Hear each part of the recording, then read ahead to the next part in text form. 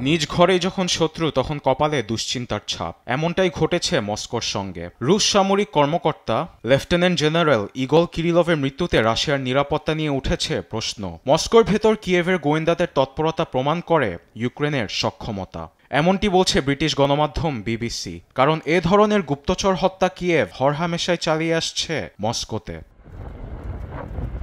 Kirillov মৃত্যুর ৫ দিন আগে শীর্ষস্থানীয় রাশিয়ান ক্ষেপণাস্ত্র বিজ্ঞানী মিখাল শাতস্কিকে মস্কোর একটি জঙ্গলে গুলি করে করা হয় হত্যা। KH-59 এবং KH-69 ক্রুজ ক্ষেপণাস্ত্রের আধুনিকীকরণে কাজ করেন শাতস্কি, যা ইউক্রেনে কেড়ে নেয় হাজারো প্রাণ। ইউক্রেনের গোয়েন্দা সংস্থার উপর এ ধরনের হত্যাকাণ্ডের দায় চাপায় মস্কো। শুধু রাশিয়ার সামরিক কর্মকর্তারা হত্যার শিকার হয়নি ইউক্রেনীয় গোয়েন্দাদের ফাঁদে। তালিকাতে ছিল রাশিয়ার আইন প্রণেতারাও। গত বছর রাশিয়াপন্থী সাবেক ইউক্রেনের এমপি ইলিয়া কিয়াভও খুন হন ইউক্রেনীয় গোয়েন্দাদের হাতে। এর দায় স্বীকার করে ইউক্রেনের নিরাপত্তা সংস্থার একাধিক সূত্র।